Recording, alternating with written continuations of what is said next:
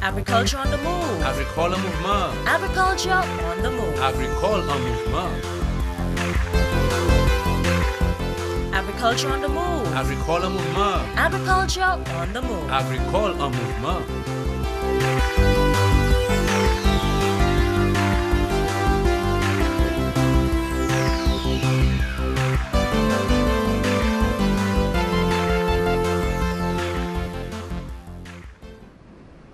Good day and welcome to another program of Agriculture on the Move. I am Phillip Sydney.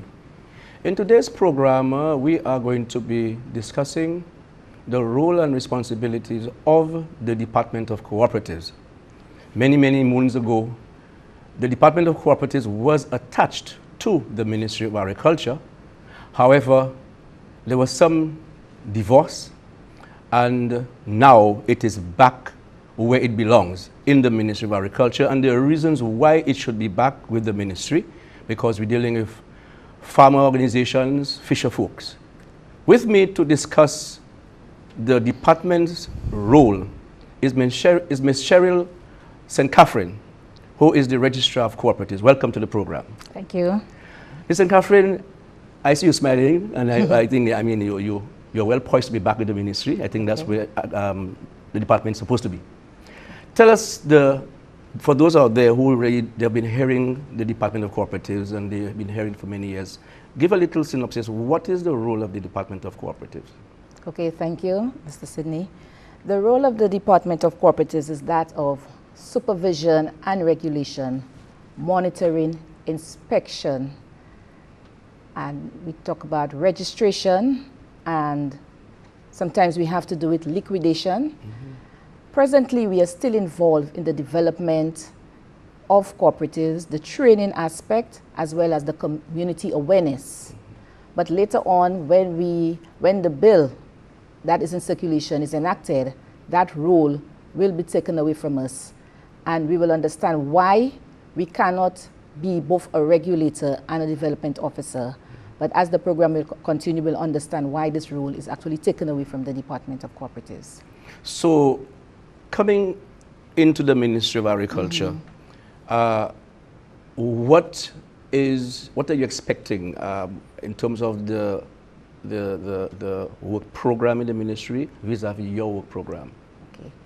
The policy of the Department of Cooperatives right now is to ensure that we strengthen, first of all, the capacity of the department and the delivery.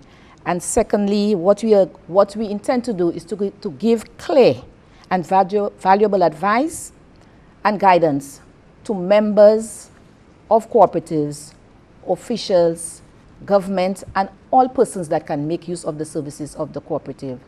Now, what has happened to the department is something that should have happened quite a long time ago.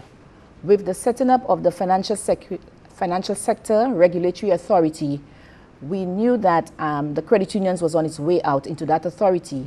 And now what would have been left is more or less the producer and service cooperatives. Okay.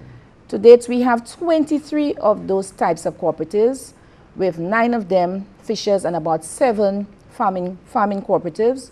We also have 1 taxi, 1 transport. We have the textile and the soap cooperatives, Cannabelle. But what our main focus is right now is to ensure that we promote, not only promote, but to encourage, the formation of viable business enterprises. And this is where a lot of the cooperatives are lacking and are failing today. And as part of that program, what we have done, we have launched a program of upgrading and rehabilitation of those cooperatives.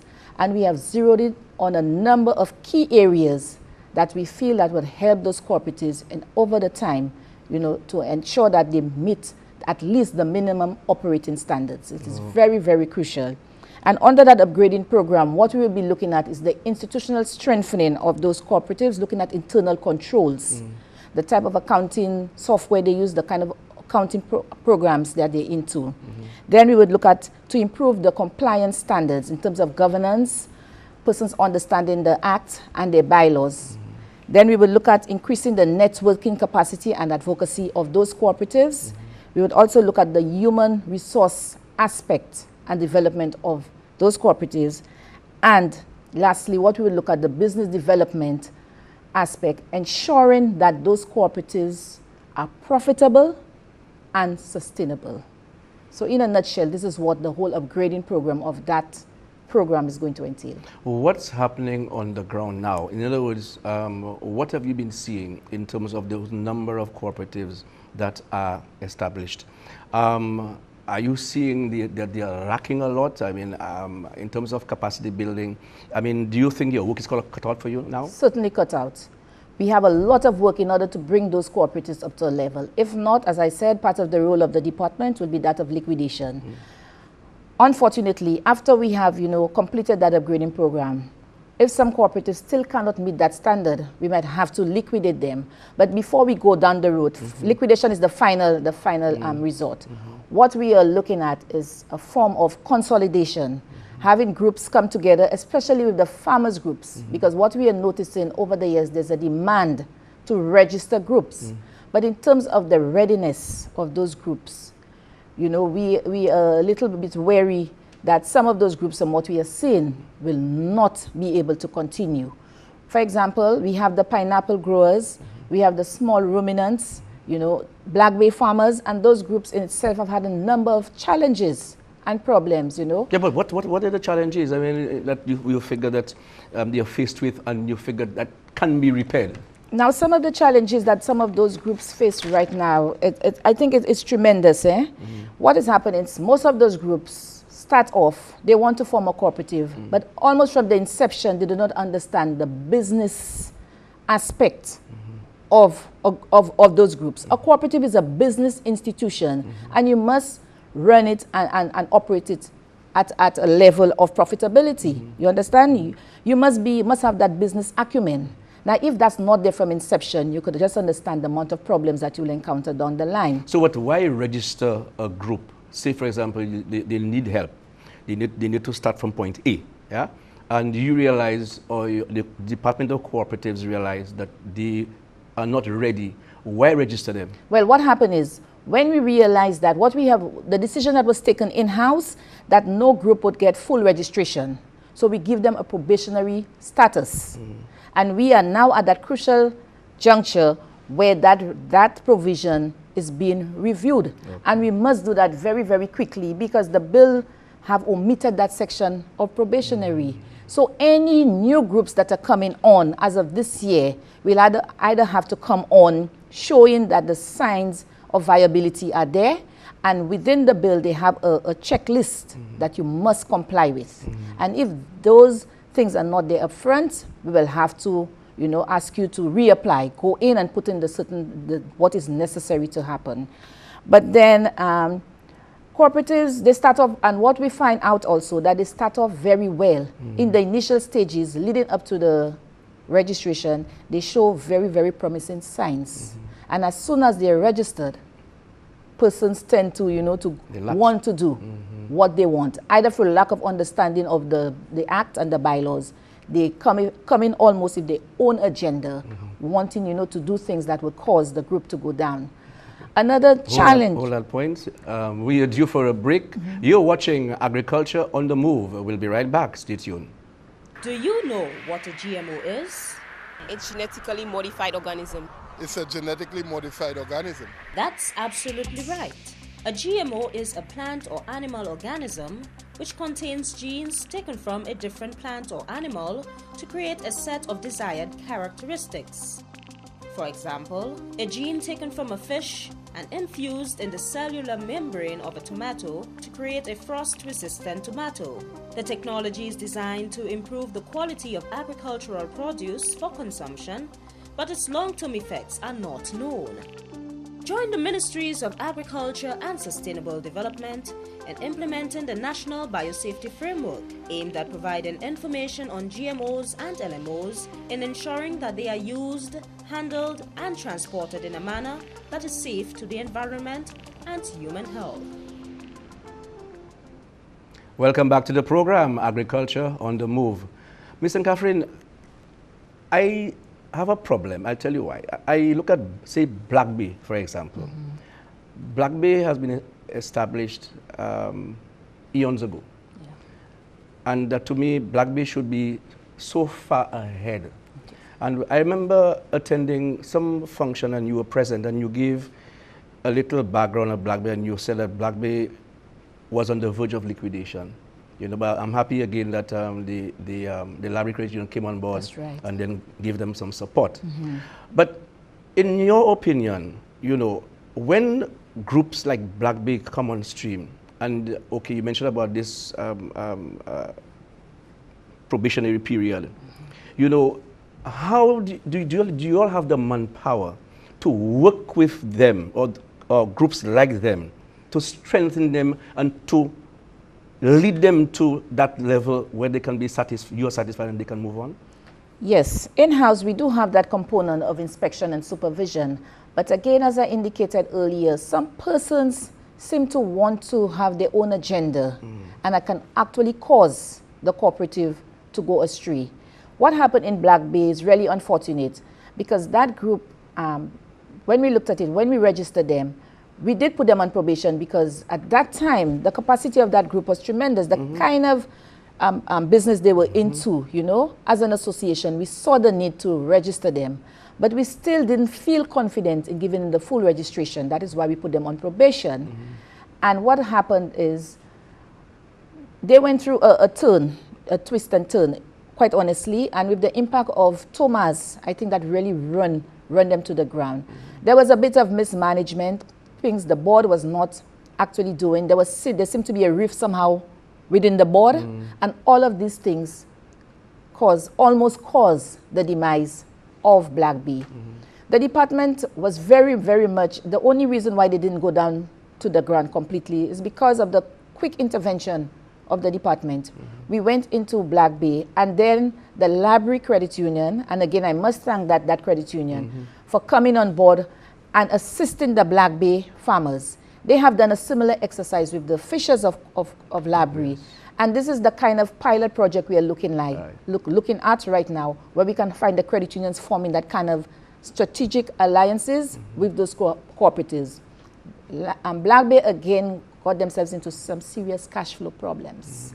With the hotels, they were selling for the hotels, and the payments, the way the monies were coming out, it really put a strain on the funds of the cooperative, and members then were reluctant to continue selling to the cooperative, so they were actually going out there and finding their own markets. So all of those challenges really put them in a situation, you know, but then, as I said, the intervention of the department didn't actually cause the cancellation of their registration. We went in and it's almost like we gave them a final chance, and they actually proved themselves that they can sustain themselves, and they're on the way to recovery. Let me ask you, if for example, you get into a situation where an organization, because of maybe personal agendas of certain persons, you all recognize that, okay? How can you all be draconian enough to go in there and to spell it out to the members by identifying other leaders who you think will take them to the next level? Would you all do that? Yes, and this is what happened. Again, going back to Black Bay, this is what happened. The law now doesn't give the registrar the power to remove a board, but it gives the registrar the power to suspend the board.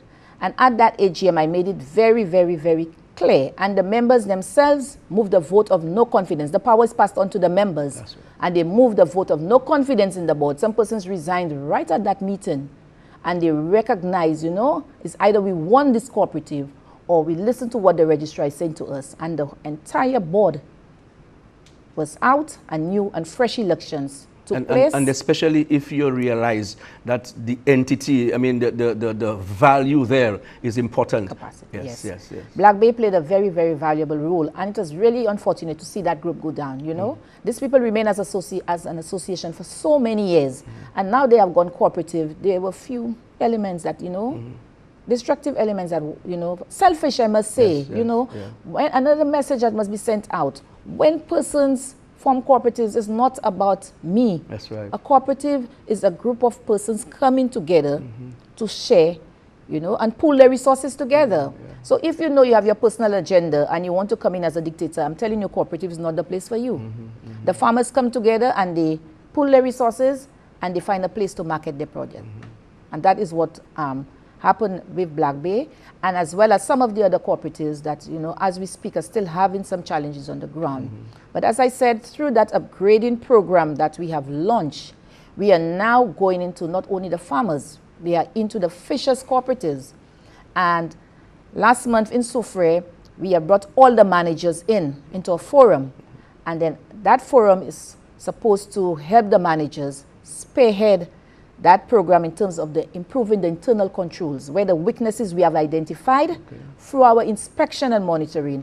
We are now targeting the managers now to play your role in ensuring that the business part of the cooperative is run according to law and not according to persons' whims and fancies. Okay. Yes. So you'll be having a number of those interventions around Coming the on, island. yes, throughout the year. Now you're back, the department is back with the Ministry of Agriculture. I can see that linkage with rural development. I can see extension methodology coming into play. How you see that synergy? That's a very interesting question, because when you look at the role of the department, we do a lot of, as I said, development, working with the groups almost from scratch. You see a lot of community awareness and training. Now, after the bill has been enacted, the Ministry of Agriculture will have to activate that role of rural development, where they will actually have to train persons to take on that role. And I could see right now, persons now, you know, have to be brought on in terms of doing that community awareness, that developmental role, because there seems to be conflict as a regulator and a development officer. So through the extension officers, they also will have to be trained in understanding the roles and responsibilities of cooperatives. A lot of the groundwork will have to be done by the unit of either the extension department or, as I said, activate the rural development section. You know, something has to be done, a decision has to be done. And what would happen is they would do all the groundwork, then the documents, the bylaws will then be passed on to the Department of Cooperatives, and then we will send in a team to ensure that adequate work has been done and that group actually is ready for registration. So you all will take the lead role in assisting them to mobilize that community groundwork that you're talking about? We will do that presently. We are still engaged in doing that. But as I said, when the bill has been enacted, we will have to give up that role. Okay. And then, being part of the Ministry of Agriculture, there must be persons, as I said, will have to be adequately trained. So who will be trained those persons? You all be doing that? Well, to a certain extent, in-house, we can do it. We can facilitate. We will not be able to do it, but we can facilitate the training, the preparation of bylaws. All of those things have to be, you know, done properly. Now, as part of my upgrading program, what I'm doing right now is I'm going for an exercise of reviewing the bylaws of all the different types of cooperatives, so that when those groups come on board, they'll not have to reinvent the wheel. We are now coming up with some generic bylaws that will have already been on the system, so when persons come in, it would make it easier. We are due for another break. You're watching Agriculture on the Move. We will be right back. Stay tuned. What is biodiversity? When you look at biodiversity, it's all around. I think of biological and I think of diversity. What is biosafety? Safety measures for our foods, our products, etc. Biodiversity is the variety of life. Biosafety, on the other hand, involves the management of products of biotechnology, such as GMOs and LMOs. Biosafety seeks to protect St. Lucia's biodiversity. The terms biodiversity and biosafety are not interchangeable. Get familiar with these terms. Observe the biodiversity around you, the changing environment of food production and sustainable growth. Do your part. Visit our websites and stay tuned to this station for more information on the National Biosafety Framework.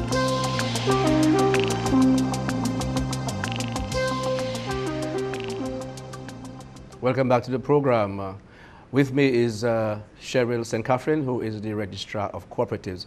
Sherill, I know coming back into the ministry is going to be challenging for you, but I think as I expressed earlier, I think cooperatives is in the right home. I know you all have had many challenges. Can you give us an idea of those challenges and the way forward? Okay. What is happening right now, the Department of Cooperatives, as I said, have moved all over the place. And with that segregation, with the fragmentation of the credit unions moving into the financial sector regulatory, I think quite honestly, the best place for cooperatives, because of the number of groups we have on the ground, is within the Ministry of Agriculture. So first of all, the way I see it, we need right now to restructure the Department of Cooperatives. And we need to have persons more or less specialized in certain areas. We need at least a chief inspector on the ground, because we have had a number of instances of misappropriation of funds. So we need somebody with a very strong accounting background within the department. We need somebody also with a good business development mind that can actually spearhead that kind of role within the cooperatives. But when you say misappropriated funds, are you telling me that the cooperatives do not have, say, an auditing? Who does the auditing? You all do the auditing, or is there a private auditor that will go in and assist? Well, unfortunately, in the early days when I was a cooperative officer, we used to sit and prepare the accounts for those cooperatives. But then again from the Institute of Chartered Accountants, if we are not accountants, we are not qualified. So the onus is on the cooperative to prepare the accounts, and then it is passed on to a private auditor. And what was happening that the auditor is the one doing the accounts and then auditing its work. And there seemed to be a lot of conflict. And any problem that goes wrong, almost at the end of the year, that is when it is actually being picked up. And that, if we, as I said, we have a chief inspector on the ground on a monthly to quarterly basis, we can actually go in for our inspection, because we need to strengthen that arm. We can actually pick up and zero in on it very, very early. So this is what has caused, quite honestly, some cooperatives to be going through some of the financial problems that they are going through. Managers, even directors, persons, moving off with the cooperative monies, and the members, again, because of their... And why are they not jailed? What happened? Well, something has to be done. It's about time that, an example is made of those cooperatives. Even when the registrar is ready to take action, sometimes you find that all they ask is to fire the manager or do something. And not only that, where we are asking that civil suits be carried out against those persons, the tardiness of these cooperatives to actually take charge of, it's really unfortunate. Persons have times skip the island, honestly, because they're so tardy, in reporting. There's a theft at, let's say, at Sherill. By the time we ask them to, to call in the police units, a police case, bring in the police and stuff like that, people actually have the time to move out, but again, so cooperatives need to be very, very proactive right now. They need to be, trained sufficiently, especially directors, to be able to act promptly. And the bill that is coming will be forcing persons to be able to act as swiftly. Another thing that is coming in the bill is that of fit and proper. Now that is a challenge for the producer and service cooperatives in terms of the capacity of people. That you must be able to qualify on the certain checklist, and what will happen in terms of persons not meeting the requirements. So we can see down the line we will have a challenge in getting fit and proper persons to lead those cooperatives. Now that is where the training will come in. Apart from that, we're looking at the formation of an umbrella organization, I think, can help a lot. But before you go to that umbrella organization, I remember throwing out a challenge to, I think, the Castries Fishermen Co-op. Yes. Because I know they have some challenges there, and they have some challenges for many, many, many years.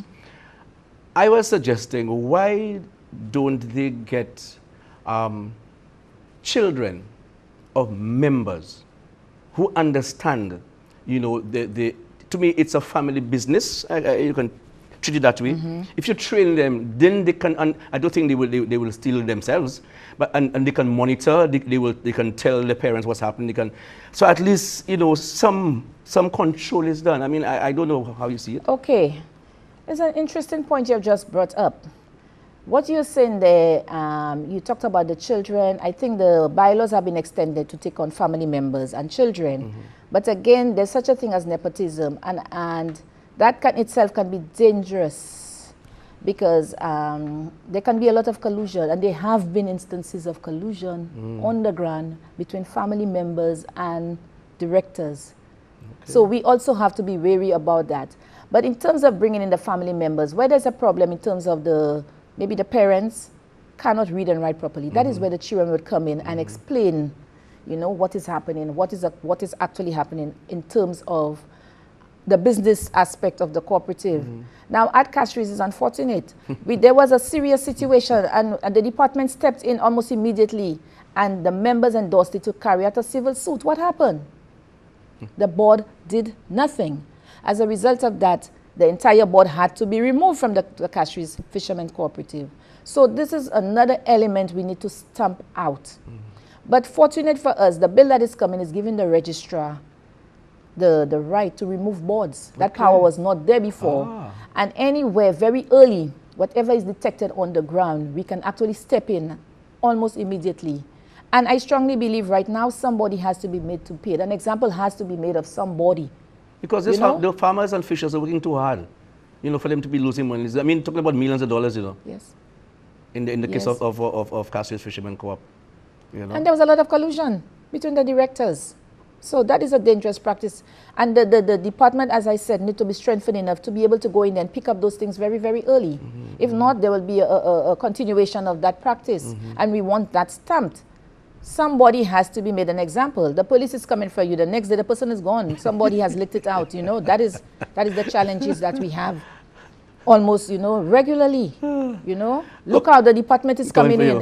By the time everything has been, persons are out across the waters already. We are coming close to the end. Do you have anything that you think you want to say? I think you mentioned earlier on that you were looking at the friendly societies. Okay. You wanted to make a call? Okay. The message I want to send out to the public, the Friendly Societies section has been passed back to the Registrar of Cooperatives. What I would like persons to do that is hearing this notice is to make contact with the Department of Cooperatives. We are located on the 2nd floor, Financial Center, Bridge Street, and the telephone number is 468-5568-5569. It is very important that we actually make contact with those friendly societies because we need to do a review of the status of those groups. We know these groups are functioning, but I do not know actually who to go to. So we are sending out a message that persons who hear these calls can actually make contact with the Department of Cooperatives because I need to do a review of that sector. Well, Ms. St. Catherine, I want to thank you for coming onto the show. I think your work is cut out for you. Very much so. But I want to tell you, welcome home to the Ministry of Agriculture and your team. And I hope that fusion is going to be done swiftly. And of course, you're going to get a proper home as far as space is concerned, so that at least you all feel comfortable to move on. So I want to thank you for being here. You have been watching Agriculture on the Move. I would like to thank you, the viewers, for watching, and thank the NTN team for producing the program, and also the ministry staff for assisting in ensuring that this program is done on a weekly basis. I am Phillip Sydney saying goodbye and see you next time. Thank you. Agriculture on the Move. Agricole mouvement. Agriculture on the Move. Agricole en mouvement. Agriculture on the Move. Agricole mouvement. Agriculture on the Move. Agricole en mouvement.